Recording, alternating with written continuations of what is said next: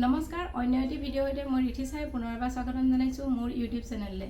তৃতীয় আৰু চতুৰ্থ বৰ্গ পৰীক্ষাৰ্থীসকলৰ বাবে ভিডিঅ'টো পৰীক্ষা নতুনকৈ দিব বিচাৰিছে বা যিসকলে নতুনকৈ দিম বুলি ভাবিছে তেওঁলোকৰ বাবে ভিডিঅ'টো যে আপোনালোকে কি লগত নথিপত্ৰ নিব। এডমিট কাৰ্ডখনৰ লগত মিলা আইডেণ্টি প্ৰুফ যিকোনো হ'ব পাৰে, ভোটাৰ ID হওক বা ড্ৰাইভিং লাইচেঞ্চ হওক বা আধাৰ হওক বা পেন কাৰ্ড হওক, যিখন আপোনালোকৰ এডমিট কাৰ্ডৰ লগত নামটো শুদ্ধকৈ আছে সেইখনে লগত লৈ যাব। বা দুটা কলম কিয় নিব লাগে যে এটা কলমে হয়তো নধৰিব পাৰে, সেইটো কাৰণে দুটা কলম লগত নিব লাগে। আৰু কাঠ পেঞ্চিল বা ৰাবাৰ তেওঁলোকে নিব পাৰে লগতে।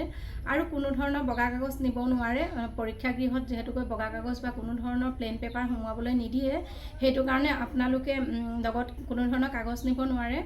আৰু আপোনালোকে স্মাৰ্ট ৱাচ বা বেল বা আপোনালোকে মোবাইল ফোন, তাতে কোনো ধৰণৰ ঘড়ী এলাউ নাই, আপোনালোকে লগত নিব নোৱাৰে। সেইবিলাক বস্তু লগত নিনিব, পৰাপক্ষত নিনিলেই ভাল। আৰু এই দুটাৰ ভিতৰত এটা কলম নিব পাৰে, ক'লা বা নীলা, এই দুটাই লগত নিলেই হ'ব আপোনালোকে।